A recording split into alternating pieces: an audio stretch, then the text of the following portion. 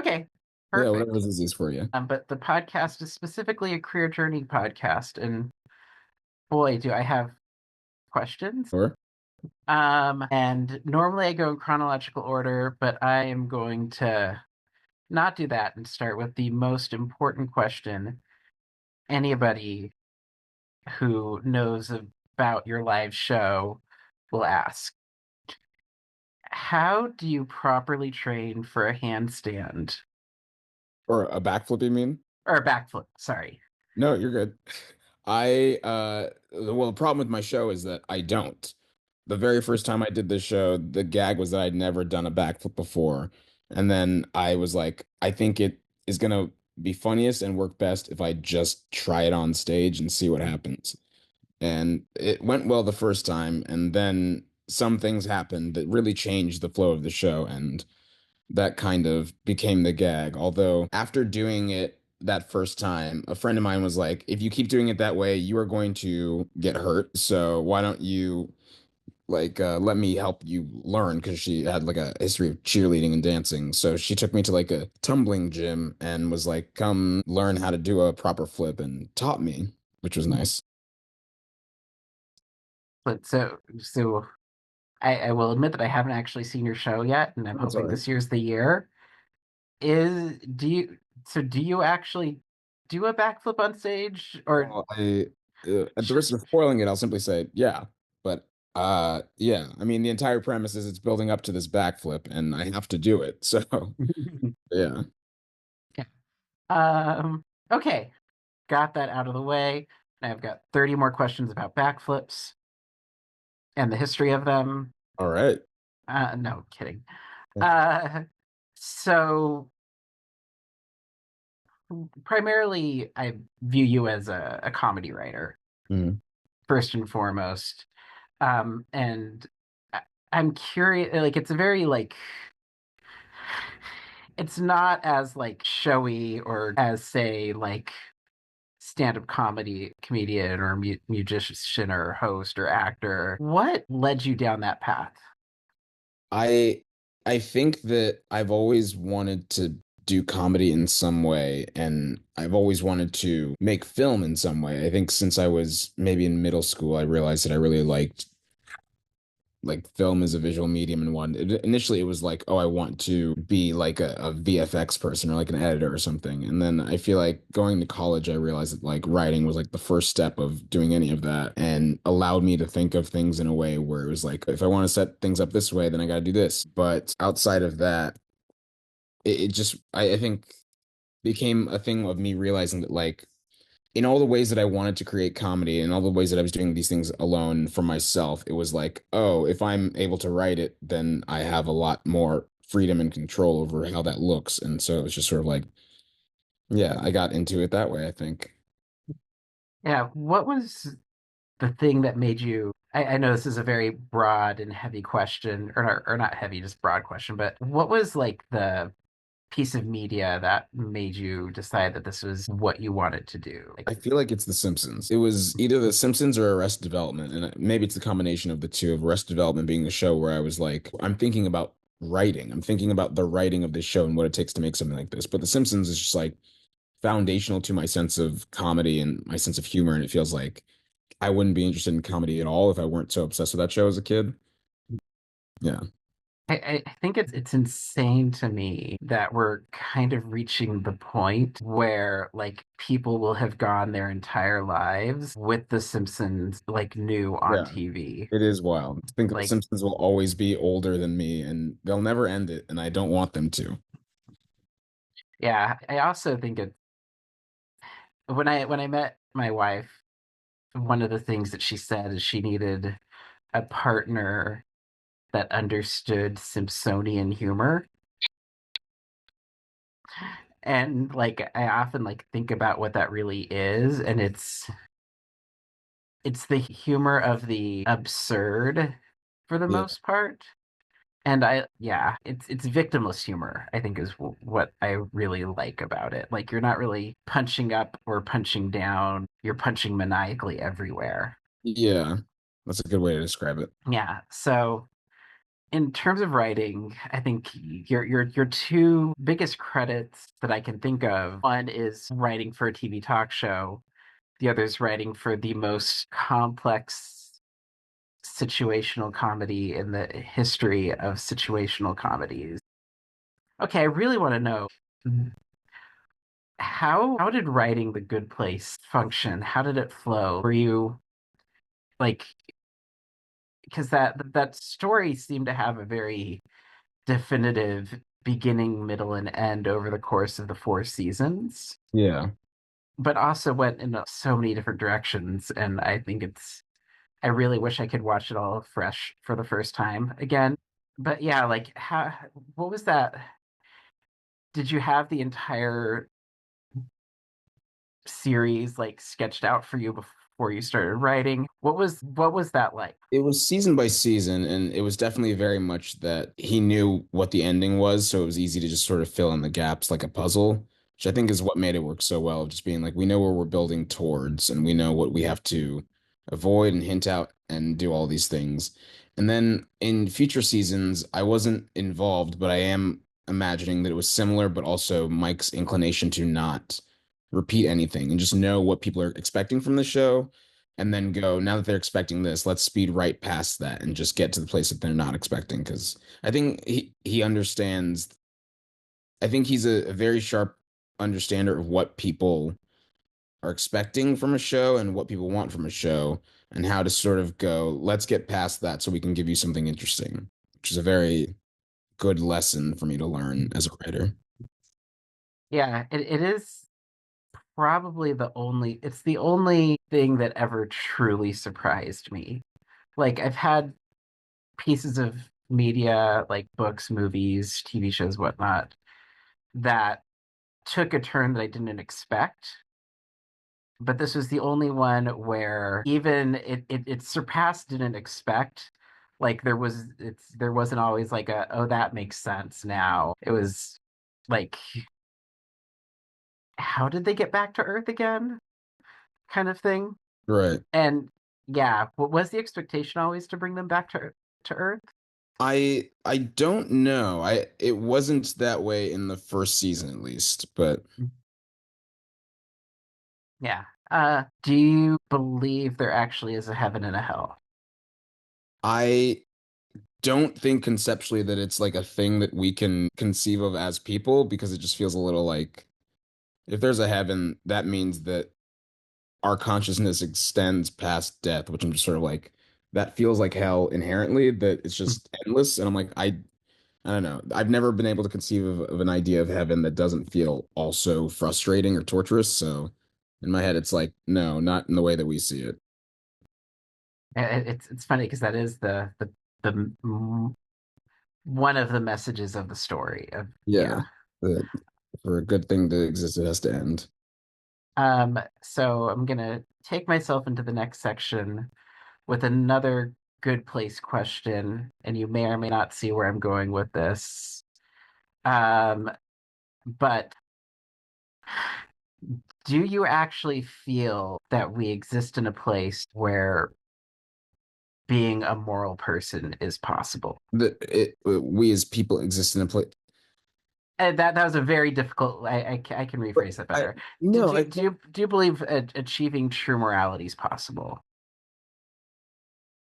I think it's impossible only because that would suggest that there's an objective definition of morality when it's so contextual and so like so largely based on the idea of like there's a scenario in which is stealing bread to feed a family more moral or is not stealing the bread in the first. It's just so like I think that morality is a conception is such a humanly defined thing and is wrong in a lot of situations. And so the idea of morality is contextual and community based. And I think about that a lot because I'm working on a show that deals with that, but it is very like it's not about it's not really you can try and define things as right or wrong and you would fail every time because it just feels like there are certain scenarios in which the right things are not justified and certain scenarios in which the wrong things are. So I think it's kind of impossible to define moral as like an objective. item, a binary. Right. So morality and conception of hell both take me to September. When you did your first September video, did you expect this to be a thing that would be expected of you? No, not at all. I think after the second one, I got a little inkling of, oh, is this a tradition? And then by the third one, I was like, I need to find a way to get out of this, actually. Yeah, and I kept thinking that it was the last one until you hit the last one. And then I thought, no, this is just a gag that it's the last one. It's going to keep going. I think a lot of people thought that, and I was like, I don't know how to make it clearer, but I really need to make it clear that this is the last one. I I also like noticed the production values increased incrementally year after year. How did the uh, how like for something it's still very so silly, Mhm. how did you get the backing to make those things so huge eventually? It was, well, so until the last one, it was just like me spending my own money. And then the last one was also me spending my own money, but just a lot more of my own money. I spent about $40,000 on the final video, which was just what had to be done because it was the first time I was like, oh, I'm hiring people to like work and shoot this properly and like make it a real production and build things, which was fun and felt like a taste of like, I'm making like a project. This is like my first, it's like a short film in a way. Um, and I thought of it, I think thinking of it that way made me just go like, we'll spend the money. We have the money. Let's go. Yeah, and I know like it's a charity thing. Did did they actually like make the return on investment for the organization? I mean, yeah, I guess because I spent 40,000, but we raised 1 million for three different organizations. So it in my head, I'm like, well worth that money. Yeah, that is amazing. When did Earth, Wind, and Fire get wind of what you were doing? Maybe 2 years before the final version because I was talking with Sony Music for a while about trying to get them to make a cameo or like be involved in it somehow, and it fell apart like 2 days before shooting, but I was aware that they were aware. Yeah, what was it like? When you actually finally got to meet them, what did they have to say about what you've done to their song? Well, I still haven't gotten a chance to meet them in person, but they sent along videos for me to include in the final video, and that was very sweet of them. It was like an endorsement, I guess, which was nice. Yeah. Is it true, the myth that really nothing happened on the 21st of September and it just sounded good? I fully believe that. I have not confirmed myself. Well, it was until you made the 21st of September a holiday for a few short years. I guess so. Yeah. Yeah. So, okay. Would you ever do something like that again? I don't think so. I think my thing that I realize the more that I do different things and like end up not wanting to do them again is that like I don't like doing things where I am sort of like beholden to an audience or like expectations like that. Like I like projects that feel like you're a fan of my creative output, so you'll see things that I do, but not like it's a tradition. Every year I'm going to do this thing and it's this thing and you're expecting this thing. Cause I'm just like, that's not really, I don't know. It's not creating in any sort of like it's not putting something out into the world. It's like taking stuff in and then just being a person of service. I'm like, that's not enjoyable. I don't want to do that. Yeah. I mean, it's that's kind of beautiful to like allow things to end. I don't know. It's a Yeah. like my running joke is every band that's ever existed is currently actively performing, which is almost true in a weird way, Mhm. but yeah. Um, except for the Vince Guaraldi trio, who sadly all three of them are gone now, but nonetheless. So you said that you're working on another show about morality. Are you able to talk about that? I am, but I'd rather not just because it's so like I'm been developing it and it's not sold anywhere and just feels a little like I would like to make this, but it's hard to do that when I don't know, it just feels so like real yet. Yeah, yeah. Uh, how often do you take a project to fully realize, or what does it take to take a project into full realization? I mean it's a lot harder when I have to involve someone else like a studio or something, and I've never fully been able to do that. But I think for me, just conceptualizing it is easy, but then actually like writing it is the thing that is like now the pressure becomes get it right. And I think that just stresses me out a lot. Has September actually opened up any doors? Not, I don't feel like it has. Like I think there are times where I meet people and they'll all mention it. And I'm just like, great. Then can I work for you? And it never like turns into like tangible jobs. But I also, well, I got to direct a commercial once because of it. But I think a lot of people don't think of those videos as being things that I have directed, which is why I'm like, then why am I doing this also? But I feel like it hasn't opened a lot of doors, but it's put my name in a lot of people's heads, which is nice. Um, Again, we wouldn't be speaking today if not for September, which does make me feel a hinge guilty because, as I've already said, the Good Place is the best show in history. And I know that, yeah, is heavy to say, but like I can't think of anything that did what it set out to do better than that. Um, so aside from this project and coming up to my fair city uh to do a backflip and in what I believe is a very small stage, just to forewarn you. Uh-oh. I Good to think know. so. I'm also like, my that might be tough for some of my show, but we'll figure it out. It's a Yeah. Yeah, I'm trying to remember what venue it is now because I just remember thinking like, oh, Great Star Theater.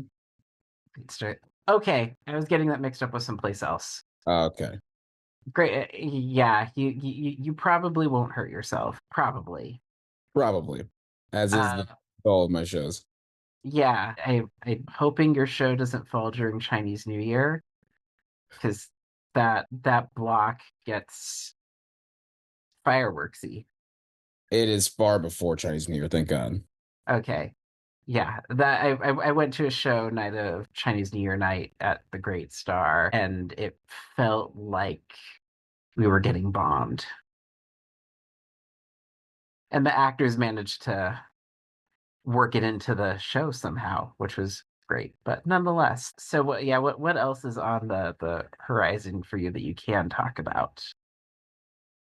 I feel like nothing right now. It's mostly just the show, which is nice and will take up a lot of my time. But yeah, that's it for me currently. I have stuff that it's like trying to get off the ground and trying to finish doing so that I can make it. But it's a lot of like cutting things out of my life in order to be able to focus on those.